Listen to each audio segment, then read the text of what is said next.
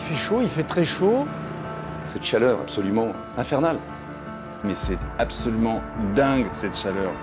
Et il faisait très très chaud. Et on se rend compte d'une chose, c'est que, eh bien, on peut mourir de chaud. On n'a jamais autant parlé de ce mot que canicule.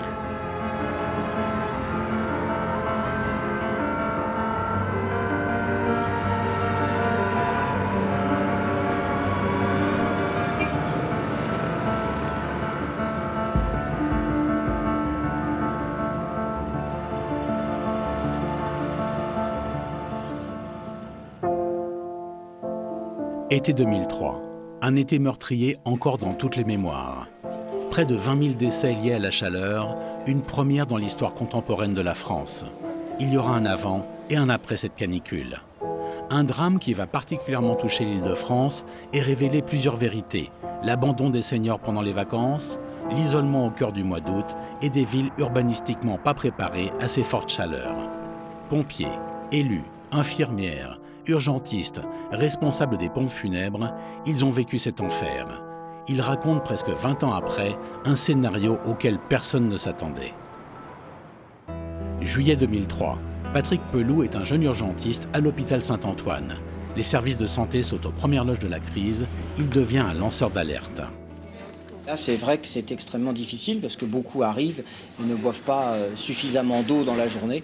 Et donc, de fait, ils arrivent dans des états de déshydratation assez importants. Je m'occupais déjà à l'époque de l'Association des médecins urgentistes de France. Et on avait réussi à avoir un rendez-vous avec Jean-François Mattei, qui était alors ministre de la Santé, pour dire que la situation dans les hôpitaux, notamment pour hospitaliser les malades, n'allait pas du tout. Fin juillet, on savait que c'était saturé dans les hôpitaux déjà, et qu'il y avait un problème, mais on ne savait pas encore ce qui se passait. Et il faisait très très chaud, très très chaud. À l'époque, j'habitais dans un pavillon à Comblaville, en Seine-et-Marne, et j'avais remarqué que les feuilles tombaient dans mon jardin et que les branches des arbres cassaient. Marc Payet est journaliste à la rédaction du Parisien. Il relaie les alertes de Patrick Pelloux. C'est son journal qui révèle la crise et les premiers morts de la chaleur. Fin juillet, je suis en vacances et puis je termine mes vacances et puis donc je suis au planning du Parisien, donc je retourne au service société où je travaille et je commence à bosser au journal. Il y a une de nos camarades au journal qui dit mais finalement c'est étrange, j'ai l'impression qu'il y a des sirènes d'ambulance dans mon quartier, elle habitait dans le quartier Saint-Antoine. Donc ça a été le premier élément déclencheur qui fait qu'on s'est posé quand même la question, est-ce qu'il se passe quelque chose d'un peu particulier ? Le 28 juillet, les pompiers constatent les premiers dégâts de la chaleur. Jacques Kerdoncuff, dans sa caserne de pompiers à Paris, lui voit le nombre d'interventions augmenter. Alors, fin juillet 2003, je rentre de vacances. Donc, j'ai laissé mon épouse et mes enfants en Bretagne.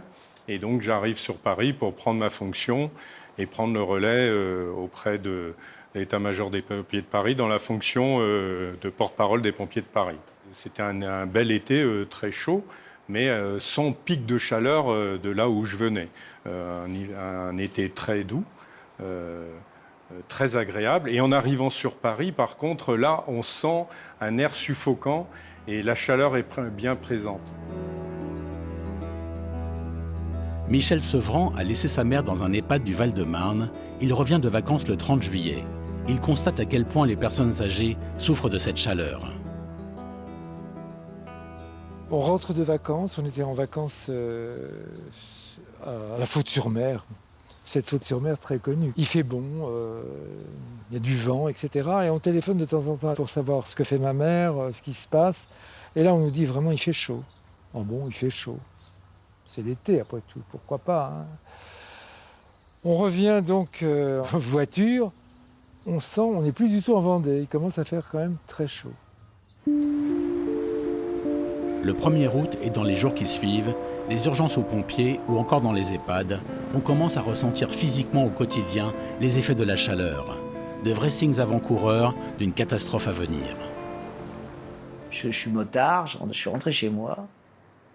Et j'avais une tenue de protection de moto et j'ai crevé de chaud sous ma tenue de protection. Et j'arrive devant, il y avait eu un accident de circulation, donc je me suis arrêté, bien entendu, pour porter secours. Et je me souviens, je prends en charge la personne là, qui était accidentée, les pompiers arrivent, tout ça, machin. Et je regarde ma tenue de moto, et en fait, le noir de la tenue de moto était devenu marron foncé. En fait, j'étais en train de cuire. Il fait vraiment lourd. Et là, on décide d'aller voir ma mère le même jour, si vous voulez. Elle était inquiète aussi du lendemain, cette chaleur étouffante.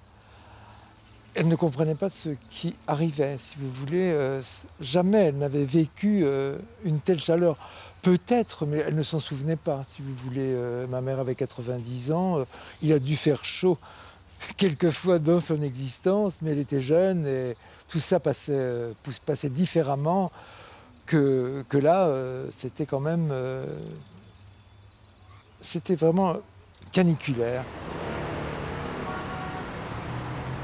Et puis, au bout de quelques temps, effectivement, je me rappelle qu'on voit passer une nouvelle qui vient d'Espagne, qu'il y a eu 1 ou 2 décès à cause de la canicule en Espagne.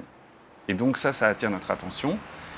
Dans ces jours-ci dont on parle, on a décidé à la rédaction d'enquêter nous-mêmes.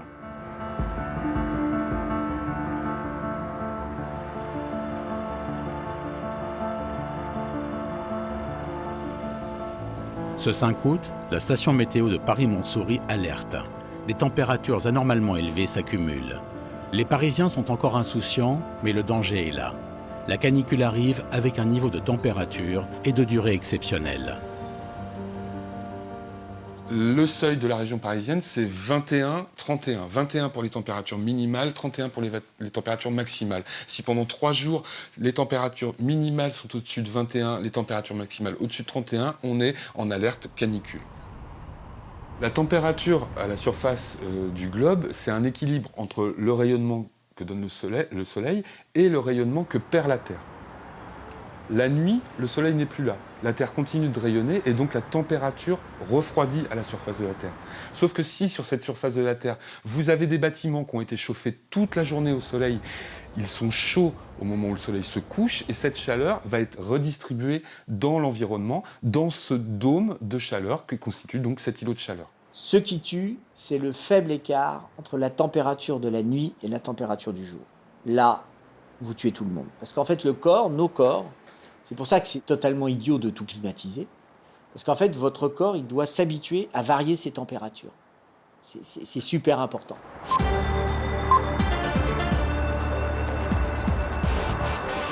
38, 39, 40, le thermomètre s'affole. Aujourd'hui encore, la canicule va sévir sur une bonne partie du pays. » Ce 6 août, on atteint presque 40 degrés à Paris. Il n'y a plus de doute, la région parisienne est en pleine canicule.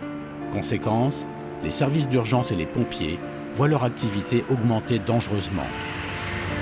Le nombre d'interventions avait bien augmenté. De mémoire, on est habituellement dans nos statistiques aux pompiers de Paris à 800 et quelques interventions jour. Et là, on est monté à 1000, 1200 interventions. Donc nous avions de nombreuses hyperthermies ou des gens qui avaient des malaises suite à ces chaleurs. Et on regarde la météo baisse pas, et on a de plus en plus de malades qui arrivaient.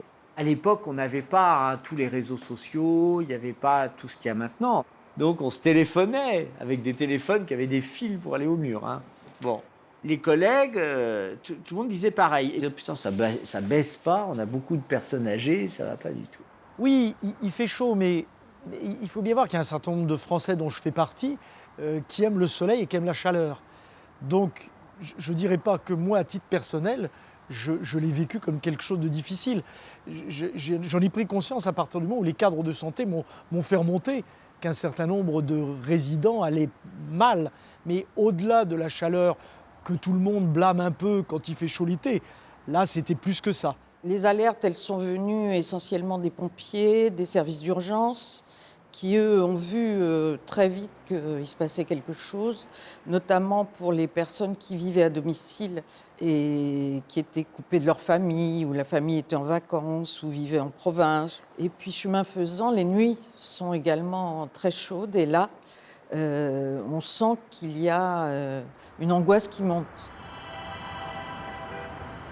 Cette même nuit du 6 août, la chaleur monte, implacable, imparable. Pas de nuages, pas d'air. En zone urbaine, les nuits deviennent suffocantes. Chacun cherche le sommeil comme il peut, chacun a son truc pour se rafraîchir et dormir enfin. Je me souviens que ma fille, à l'époque, avait une dizaine d'années et elle nous avait proposé avec mon ex-femme qu'on dorme sur la terrasse ou dans le jardin, ce que nous avions fait pour lui faire plaisir. Et on voyait bien, quand on a fait un peu de camping, on sait bien quand, même l'été, en fin de nuit, on a un peu frais. Et là, on voyait bien qu'on n'avait pas froid de la nuit, quoi.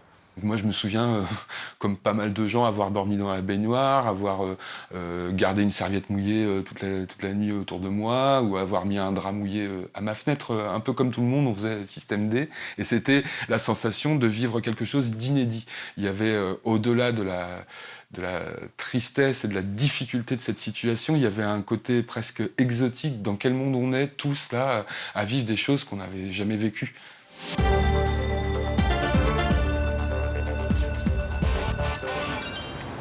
Bonjour, la canicule ne faiblit pas, on entend encore des chaleurs exceptionnelles aujourd'hui.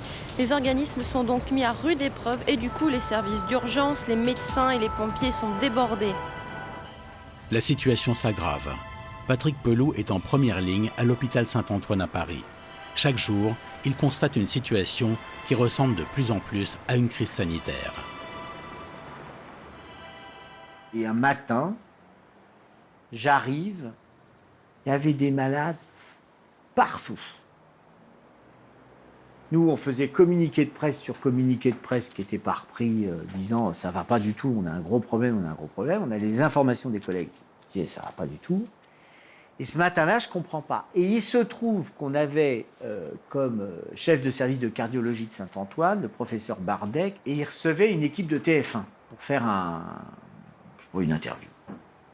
Il se trouve qu'Isabelle Marc de TF1, je la connais très bien, et elle sort, elle me voit, et moi j'avais une tête totalement crevée. Elle me dit, mais qu'est-ce qui ça va? Qu'est-ce qui se passe? Je lui dis, non. Je lui dis, mais fais tourner ta caméra, viens voir ce qui se passe. Et c'est la fameuse scène où on me voit gueuler en disant, ils ne font rien, parce que vous n'aviez personne qui répondait au niveau du ministère et tout. Personne. En 4 jours, il y a eu pratiquement sur la région parisienne une 50aine de morts dues à la chaleur. Au niveau de la Direction générale de la santé, il ne se passe strictement rien. Ils osent parler que c'est des morts naturelles. Je ne suis absolument pas d'accord pour dire cela. On entend Patrick Pelloux à la télé qui sonne une sorte de tocsin. Des gens âgés arrivent à l'hôpital, c'est inquiétant, il faut voir ce qui se passe. Il savait certainement formellement ce qui se passe, mais il veut alerter. J'ai les collègues qui commencent à appeler et qui me disent, des SAMU, qui me disent, mais cette nuit, on a fait 15 certificats de décès. Et ça, c'est pas normal.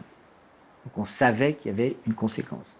Les gens arrivaient dans des états avec des hyperthermies à 42, 44 de température. Ils nous claquaient dans les mains comme ça. Quand Patrick Pelloux crée une situation d'alerte, il a raison. Et moi, je ne peux qu'être en accord avec ce qu'il dit.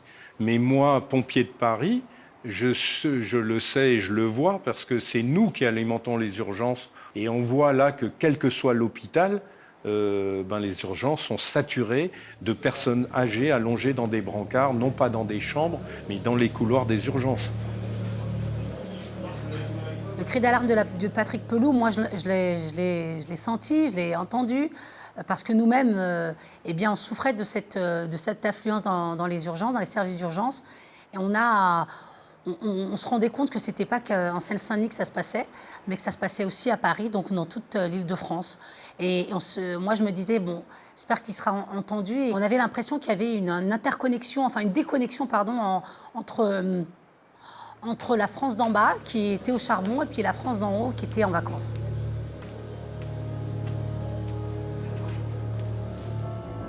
Dans cette semaine-là, Michel Sevran rend visite à sa mère tous les jours dans un EHPAD de Champigny-sur-Marne. Il se souvient des souffrances de sa maman de 90 ans, une situation totalement inédite en région parisienne. Une fenêtre ouverte, on pense qu'il va faire meilleur. Donc là, ouvre la fenêtre, Michel. Ça, c'était ce que me disait ma mère. Donc, on ouvrait la fenêtre et au coucher du soleil, si on allait faire un tour au bord de la Marne, donc on la collait dans son fauteuil. Il faisait tout aussi chaud que dans la journée, mais le soleil ne vous tapait pas sur la coloccane. Donc, c'était déjà pas trop mal. Puis elle, ça l'occupait et ça la sortait d'une forme d'angoisse de ce qui se passait, là, finalement, sans trop déterminer pour elle ce qui pouvait arriver, quoique. Début août, les cadres de santé ont commencé à dire les résidents ont très très chaud, il faut qu'on achète des ventilateurs, il faut qu'on trouve des moyens de rafraîchir les logements des résidents. Et là, on a commencé début août la course aux ventilateurs.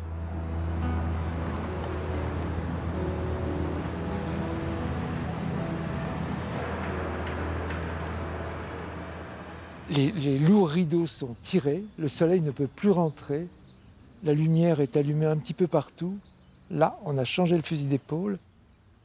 Et le lendemain, rechangement de décor, les lits, ma mère n'a jamais fait la sieste, mais là, on la trouve allongée dans son lit.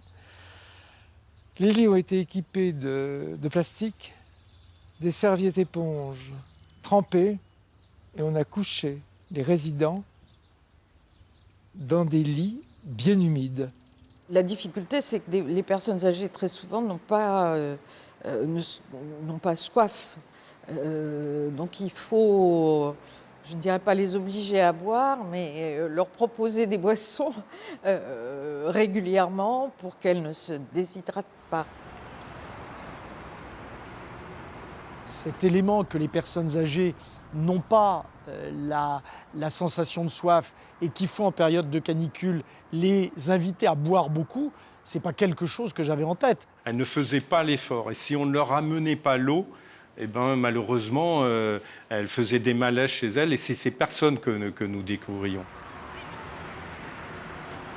Et donc, il faut leur proposer de l'eau, et c'est ce qui se fait dans les EHPAD.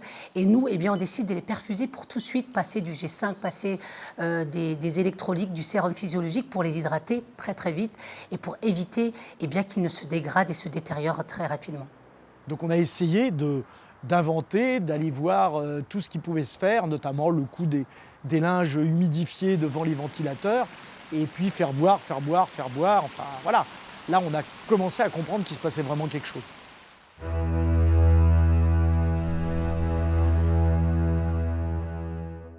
L'hydratation, très bien, mais baisser la température pour que le corps, eh bien, il ait un moment de répit et de réconfort. Alors là, on a essayé par les moyens du bord, par le poissonnier qui était rue du Faubourg Saint-Antoine, d'aller chercher des glaçons chez le fabricant de glaçons pour refroidir le plus possible.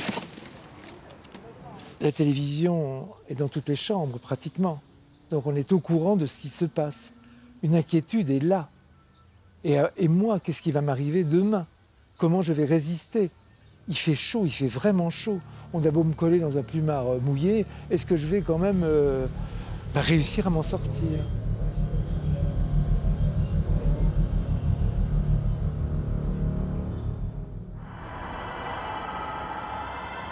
Dans un Paris assoupi, écrasé de chaleur et vidé de ses forces vives parties en vacances, difficile de trouver des responsables pour prendre la mesure de la catastrophe en train de s'annoncer. Si je ne m'abuse, le 8, je fais une note à mes services en disant mesures prises en raison de décès en grand nombre dus à la chaleur. Et on demande en même temps à la préfecture la possibilité d'utiliser le dépositoire du Père-Lachaise, qui est un endroit qu'on n'utilise pas habituellement, mais on a beaucoup de décès. Il n'y a aucune alerte du ministère de la Santé.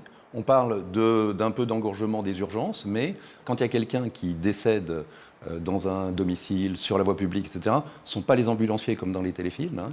Ce sont les employés des services funéraires qui vont les chercher. Ça s'appelle les réquisitions de police. Et c'est nous qui les faisons.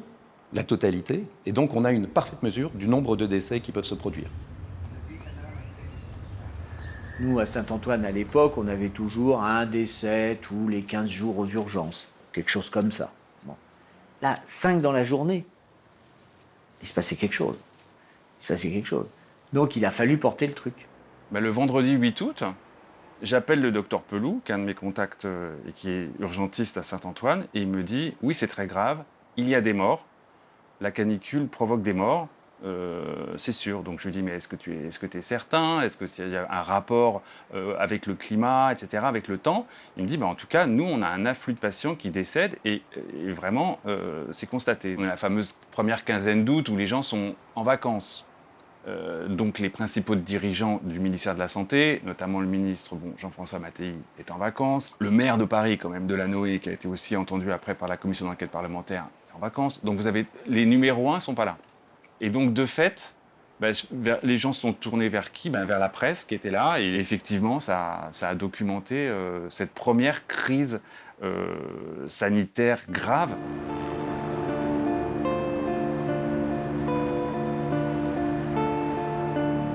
En cette fin de semaine toujours caniculaire, les signaux d'alerte se multiplient.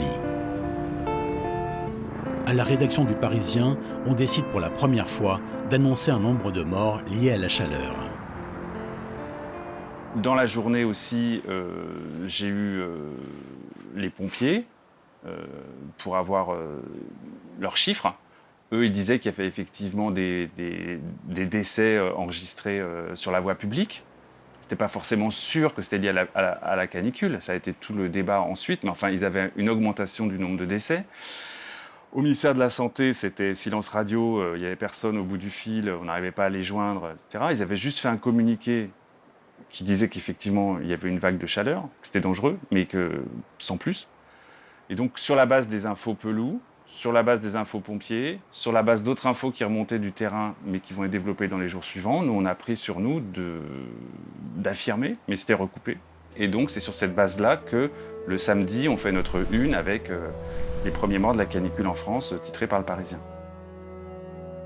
Je me souviens, je suis alerté par un journaliste qui m'appelle, et moi, je n'avais pas vu le Parisien pendant le week-end. Et il m'interroge sur les morts liés à la chaleur. Et je lui dis, écoutez, j'ai pas d'informations. Il me dit, qu'est-ce que j'en pense? Je lui dis, écoutez, je suis désolé, j'ai pas d'informations. Est-ce que vous pouvez m'en dire plus? Il me dit, est-ce que vous avez vu la une du Parisien? Et il me dit, mais écoutez, si vous n'avez pas d'informations, c'est une information. Et là, je me suis dit, bon, alors là, t'arrêtes tout, tu regardes la télé, t'écoutes la radio, et puis tu te procures le Parisien. De fait, là, c'est coup de tonnerre dans un ciel serein. Et ce qui est intéressant, c'est que on est face à un pouvoir politique, notamment le ministère de la Santé, qui n'assume pas du tout et qui, sans démentir, qui continue à rien dire. Pour le coup, on n'a pas eu besoin de la une du Parisien pour se rendre compte qu'il y avait beaucoup de morts en excès par rapport à ce qui se passait les années précédentes. Là, la prise de conscience, elle est déjà faite, à mon sens. Alors après, on n'a pas forcément les chiffres précis au jour le jour. Mais c'est pas ça qui importe. Ce qui importe, c'est d'être auprès des vivants et de leur sauver la vie, quoi.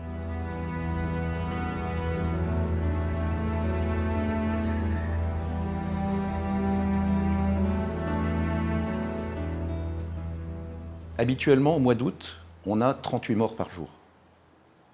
Une moyenne statistique.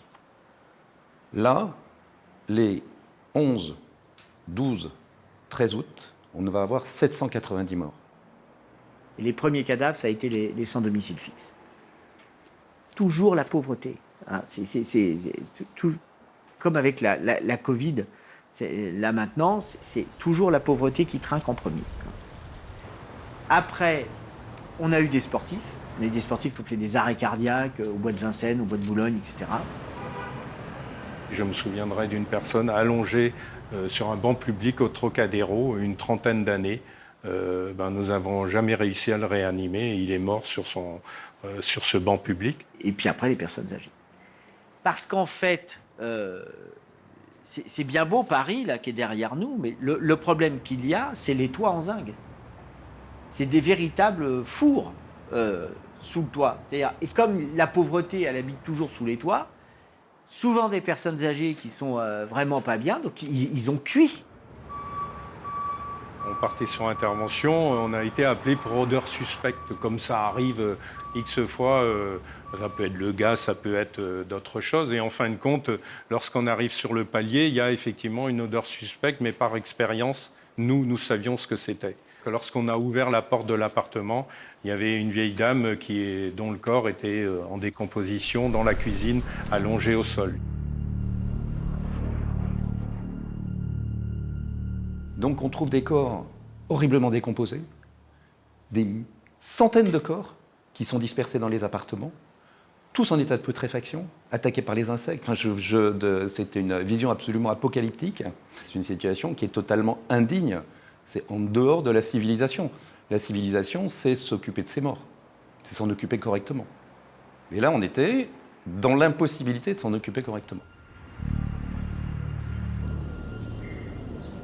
Et c'est là où on s'aperçoit, on a l'information par les policiers du 12e et du 11e, parce que j'étais à Saint-Antoine, qui nous disent il n'y a plus de place à la morgue qui est de la râpée. Il n'y a plus de place. Les morgues des hôpitaux étaient pleines. Oui, c'est grave, parce qu'on n'arrive plus à faire face. Les autorités qui ne sont pas présentes, qui ne répondent pas quand on demande à réquisitionner des camions réfrigérés, quand on demande à nous faire aider par l'armée, quand on demande à déclencher le plan d'Orsec. On ne déclenche pas le plan d'Orsec parce que ça va coûter de l'argent à l'État. Face à la catastrophe sanitaire, le pouvoir politique réagit enfin.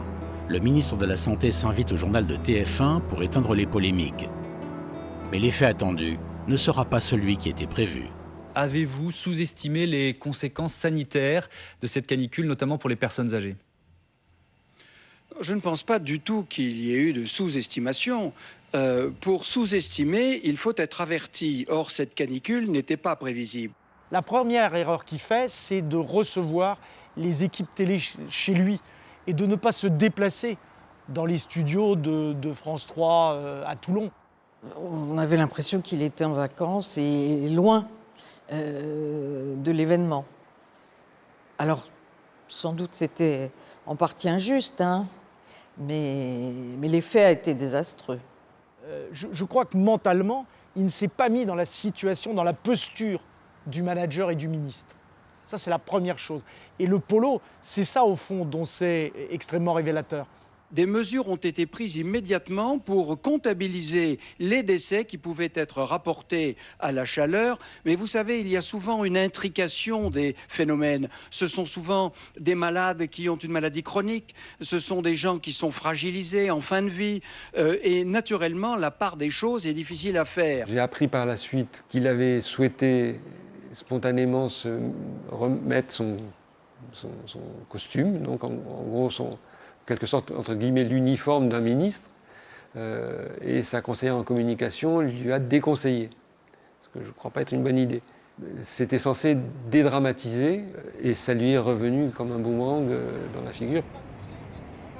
Alors nous, ce qui est un peu bizarre, c'est qu'on était tellement les mains dans le cambouis à avoir nos urgentistes au téléphone, nos funérariums qui appelaient, la France entière en souffrance, que finalement, Mattei, c'était presque devenu très périphérique, son histoire. Mais Mattei n'était pas là, Mattei n'était pas là. De toute façon, il n'était pas aux commandes, enfin, il n'était pas là.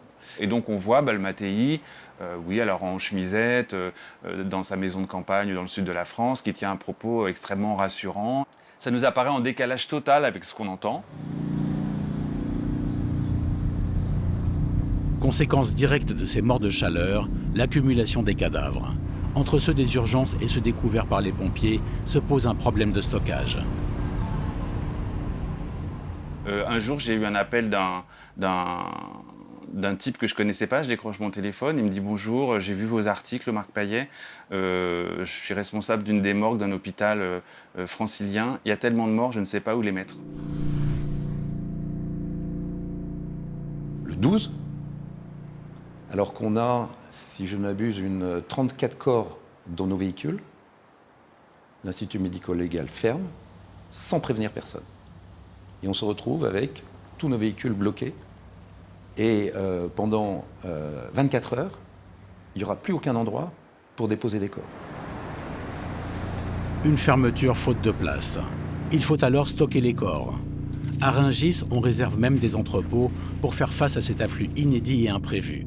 Même au pire moment de la crise du Covid-19, la France n'a pas connu ça. Et donc, je demande à la préfecture de police, la réquisition de véhicules réfrigérés. Et on va en avoir 5 qui vont être mis à Rungis, des gros porteurs, dans lesquels on va pouvoir mettre avec des étagères, etc. On va pouvoir disposer des corps. Et en parallèle, pour les corps de banlieue, il y a Rungis qui va être réquisitionné.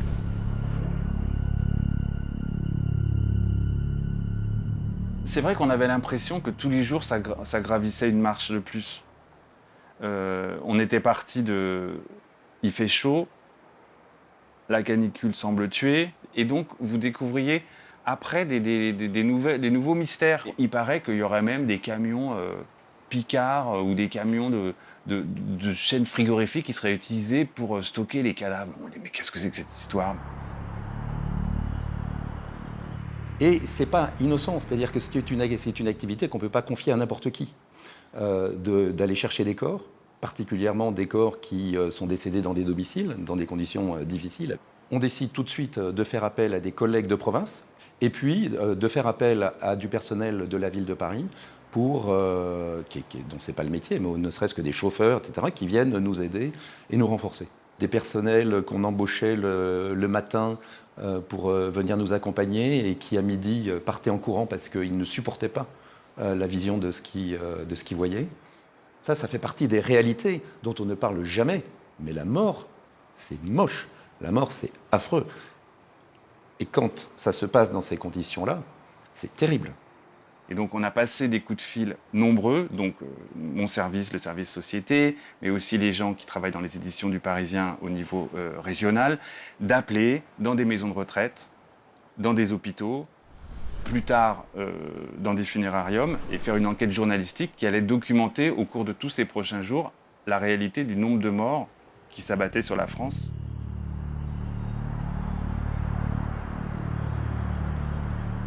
Entre le 11 et le 12 août, l'Île-de-France bat des records absolus de chaleur au-dessus des 40 degrés.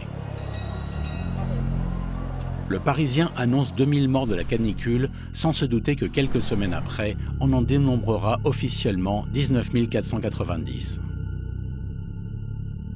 Mais déjà, ce chiffre de 2000 décès, il n'est pas contesté.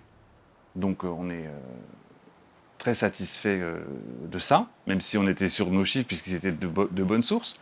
Je me rappelle très bien que la Direction générale de la santé, en l'occurrence le professeur Abenaïm, m'appelle et me dit « mais boutade, on devrait vous embaucher comme épidémiologiste parce qu'effectivement ce chiffre ne doit pas être loin de la vérité, en tout cas sur l'Île-de-France ». Puis après, au niveau médiatique, c'est très repris et d'autres confrères travaillent aussi dans les rédactions de façon très sérieuse et se rendent compte qu'effectivement on est face à quelque chose de totalement inédit. Donc dans mon souvenir, c'est pratiquement ça qui provoque ensuite, après la démission du directeur général de la santé Abenaïm. Mattei reste en poste, mais on passe dans une autre dimension de la crise. Là, on est vraiment face à une catastrophe. Face à cette réalité mortelle, le pays est sidéré. La surprise est d'autant plus grande que la France, habituée à un climat tempéré, connaissait des décès liés au froid, mais pas au chaud. C'était une première. Il n'y avait aucun plan et aucun process spécifique pour lutter contre les effets de la chaleur. On n'en avait pas. Le fameux plan canicule est né après les événements de 2003. On n'avait pas cette culture que le soleil pouvait tuer. Et ça, on en a pris conscience après 2003. Et puis, on ne faisait pas circuler l'information météorologique. Ça a été un atout des conséquences qui ont été tirées de 2003. C'est les alertes canicules. On est sensibilisé au froid parce qu'on a vu des reportages, des témoignages, des nouvelles dans les médias sur des personnes qui sont mortes de froid parce qu'elles vivaient dans la rue et donc l'hiver, petit à petit, l'idée s'installe. Oui, il y a des gens qui meurent de froid dans la rue. C'est même considéré comme un truc scandaleux et il y a une sorte de prise de conscience à la fois du problème social mais en même temps de l'impact que le froid peut avoir. Sur la chaleur, on n'a rien de tel. Effectivement, il n'y avait pas un recensement forcément des morts des canicules épidémiques, puisque ça n'existait pas de fait. On ne savait pas que c'est une canicule épidémique. Mais enfin, il y a quand même une opération où ils ont mis quand même le couvercle sur la casserole pour empêcher que les choses sortent. Il faut voir aussi que pendant un certain temps, nos chiffres, ils étaient critiqués. On avait notamment la hiérarchie de la brigade des sapeurs-pompiers de Paris qui appelait et qui disait pas du tout, rien ne prouve que ces gens sont morts du chaud, c'est peut-être des décès habituels et rien ne prouve qu'il y a un lien. Vous alarmez les populations, c'est irresponsable, etc. On a quand même eu ce discours un peu musclé qui nous a été tenu assez souvent. Et c'était marrant parce que je me souviens, il y avait la télévision italienne qui était là, parce qu'à l'époque, c'était Berlusconi qui était à la tête de l'État italien. Et Berlusconi avait la même communication. Il disait, il ne se passe rien, tout va bien en Italie, il n'y a pas de mort. L'Espagne, pareil. Les pays d'Europe, pareil. Il faudra attendre une année pour découvrir qu'en Italie, la canicule avait fait 25 000 morts. La température commence enfin à baisser. Paris respire. Quelques degrés de moins qui font la différence, même si dans les hôpitaux, la situation reste tendue. Il faudra plusieurs jours pour désengorger les services d'urgence. Le centre de l'air le plus chaud qui était sur le pays a commencé à se décaler. Donc on a une épaisseur d'air moins chaud sur la tête. L'air ne va pas atteindre les niveaux qu'il a atteints les jours passés au niveau des maximales. Et pareil, la nuit, ça va redescendre. Et on a eu petit à petit plus doux. Le nombre d'interventions a diminué à ce moment-là. Et nous revenions à une situation, je dirais, normale. Le premier ressenti physique, ça a été la première nuit agréable, déjà du mois d'août, parce que c'était vraiment pas la joie, quoi. Quand la température a commencé à baisser, je crois que le premier orage, on a tous été dehors, quoi. On a tous été dehors. On a regardé la pluie tomber.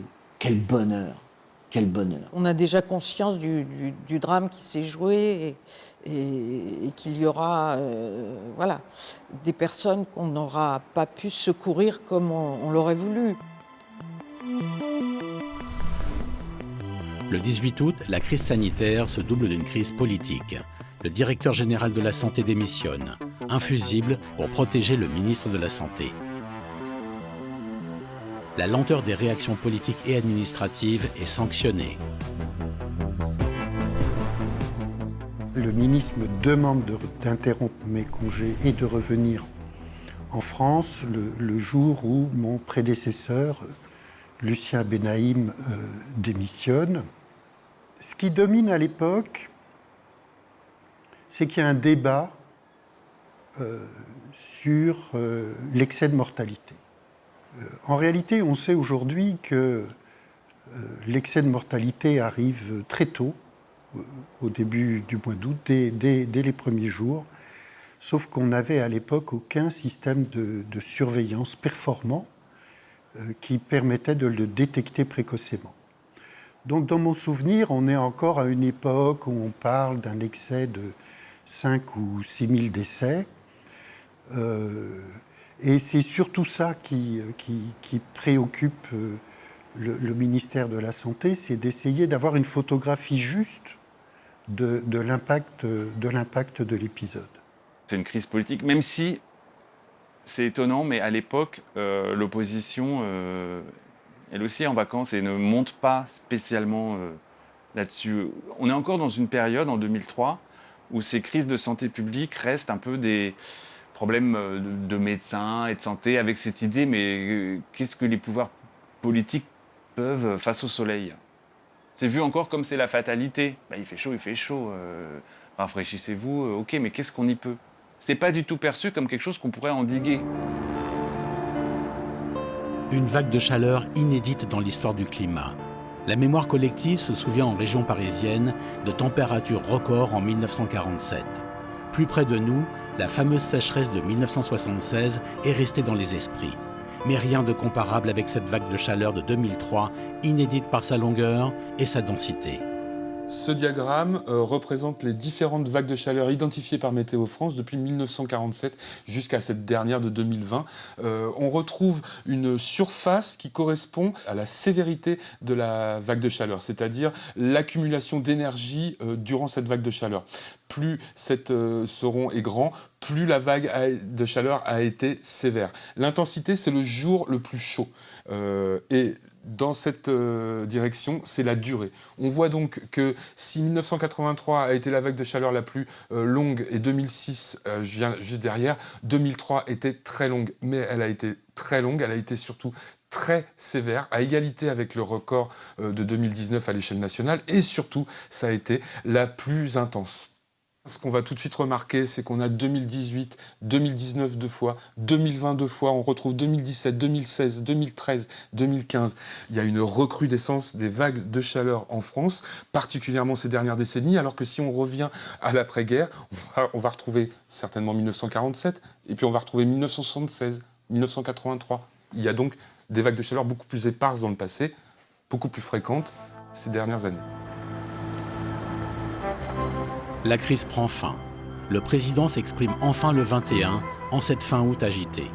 L'heure est au bilan et aux questions sur un pouvoir politique pris au dépourvu, des services hospitaliers débordés et une très visible impréparation face aux dégâts possibles de la chaleur. Je me rappelle, les infirmières ou les médecins disaient mais qu'est-ce qu'ils fichent quoi ? Ils ne se rendent pas compte du dénuement des moyens des hôpitaux en ce moment face à l'afflux de patients. C'est circuler là, rien à voir. Ah oui, il y avait une grande colère. Cette canicule et personne n'est vraiment responsable, mais il y a une co-responsabilité, c'est un fait de société. On fait référence au Covid cette année. Aujourd'hui, il y a un virus. On sait qu'il y a quelque chose qui tue. À l'époque, on ne savait pas que la chaleur pouvait tuer. Donc c'est ça qui a surpris les sapeurs-pompiers et qui a créé une situation très spécifique pour les pompiers de Paris. Il y a un vrai problème d'un système d'information qui est cloisonné. Les pompiers parlent au ministère de l'Intérieur. Le ministère de l'Intérieur n'avertit pas la santé. Les hôpitaux sont débordés. Ils informent ce qui était à l'époque la direction des hôpitaux. La direction générale de la santé, elle, n'a pas d'informations. Dans les établissements d'hébergement pour personnes âgées, il y a des informations qui remontent, elles arrivent à la direction de l'action sociale. Et il n'y a pas de mécanisme de mise en commun de toutes ces informations, pompiers, médecine de ville, SOS médecins, les EHPAD, les hôpitaux, rien de tout cela converge et personne n'a la vision globale de ce qui est en train de se passer dans le pays. J'étais allé à un congrès de climatologie où j'avais été invité à Zurich, européen et tout. Et en fait, il y avait des sociologues qui avaient fait le total. En gros, en France, c'est pas 15 000, c'était 20 000, après, plus proche de 20 000 morts. Et au niveau européen, c'était entre 80 000 et 95 000 morts. On avait l'impression qu'on avait passé en fait, l'Europe au chalumeau comme ça. Et hop, c'était fou. Symptôme évident d'un problème de société. L'enterrement début septembre des 57 victimes parisiennes dont les corps ne seront jamais réclamés. Morts dans l'indifférence et l'abandon.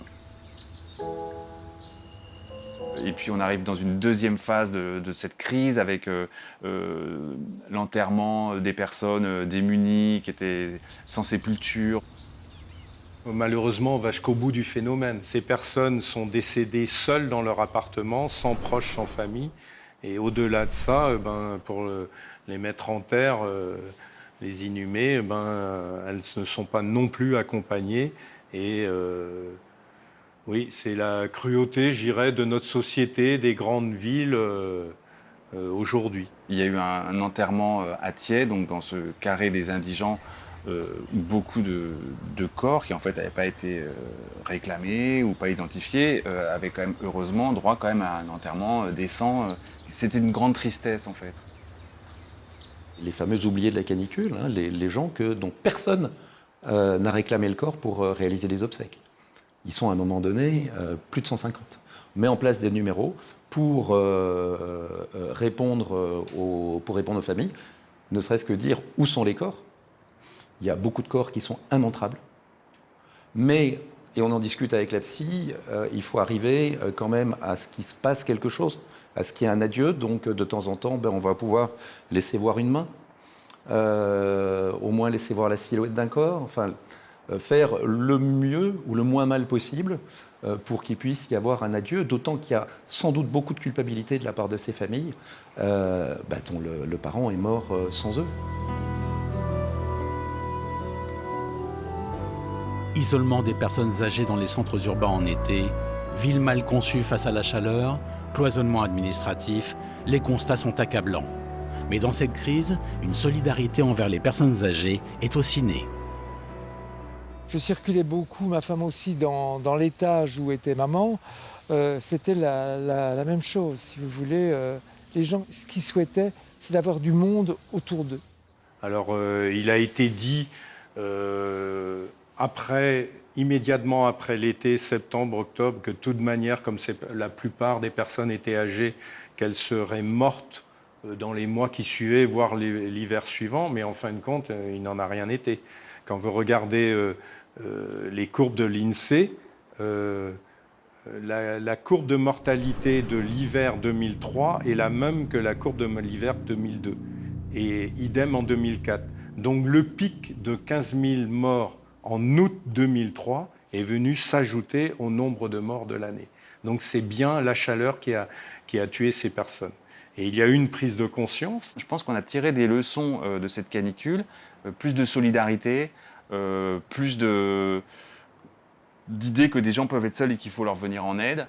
Je pense que ça a été un aspect majeur de ce drame, oui.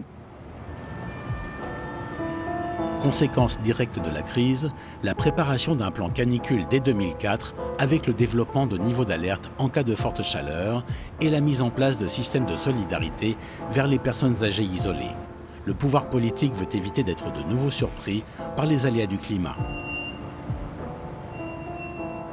Eh bien, ça a changé, qu'on a appris que ça avait un impact sur la santé, que la température avait un impact. Clairement, on avait même une corrélation entre cette idée de durée de température trop élevée et la surmortalité. Donc on a mis en place une alerte, à l'image des alertes vent, des alertes neige, on a mis en place une alerte forte chaleur.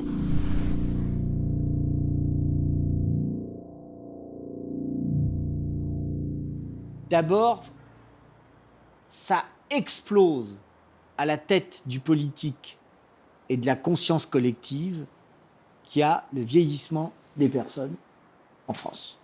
Et que les personnes âgées, c'est désormais un des curseurs pour savoir où est l'humanisation de notre société. Ça, comme ça. La France s'est rendue compte qu'il y avait en son sein des personnes âgées et des personnes très âgées qu'il fallait accompagner. Et ça, je pense que ça fait en sorte que les Français se préoccupent un petit peu plus collectivement de leurs aînés. Ça montre qu'en fait, nous sommes un pays en voie de précarisation et de pauvreté par le logement. Logement qui, normalement, sécurise et qui, là, devient l'abattoir. Parce que les logements sont mal isolés, sont pas bien, et vous touchez la pauvreté. C'est difficile de faire pleuvoir ou d'empêcher de faire pleuvoir. En revanche, empêcher de faire un îlot de chaleur, c'est notre boulot, ça on peut le faire. Ça va être simplement, non, mais ça va être une réflexion sur l'urbanisation des villes, sur le type de matériaux utilisés, sur le couvert végétal. On en entend souvent parler, ce n'est plus de la météo. Ça, c'est la responsabilité des gens qui fabriquent la surface de la Terre. C'est les urbanistes, c'est la ville. Maintenant, pour la météo, l'îlot de chaleur, les situations où l'îlot de chaleur va être problématique vont appeler à se multiplier parce que dès qu'on va avoir chaud, dans un endroit densément habité, on va avoir encore plus chaud. Ça, c'est clair. Des pompiers au service funéraire, en passant par les urgences et les infirmières, tous ceux qui étaient en région parisienne en cet été meurtrier garderont un souvenir indélébile de cette période particulière. Moi, ça a été un moment tout à fait marquant dans ma vie de journaliste.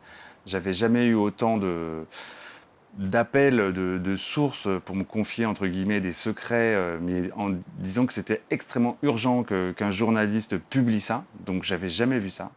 Mais moi, je crois beaucoup à cette sagesse populaire selon laquelle à quelque chose, malheur est bon. Et je pense que le rôle d'un responsable politique, le rôle d'un responsable tout court, c'est de savoir comment, après une crise, on en tire des conséquences pour l'avenir. Et c'est une leçon terrible parce que je ne suis pas sûr qu'on l'ait complètement tirée quand on voit ce qui se passe avec l'épidémie de Covid-19. Très souvent, en France, il nous faut attendre la catastrophe pour réagir, mais en matière de prévention, on reste encore très faible. Il fallait du courage pour faire ce qu'on a fait, courage pour les équipes de travailler, et puis le courage pour les gens qui ont essayé de survivre. Je me dis qu'il faut prendre soin de nos proches et prendre soin de ceux qui en ont plus besoin, et en l'occurrence les personnes âgées, nos aînés. Dans un pays comme la France, un des meilleurs systèmes médicaux du monde, un des pays les plus riches du monde, il y avait eu 19 000 décès évitables. Ça me hante.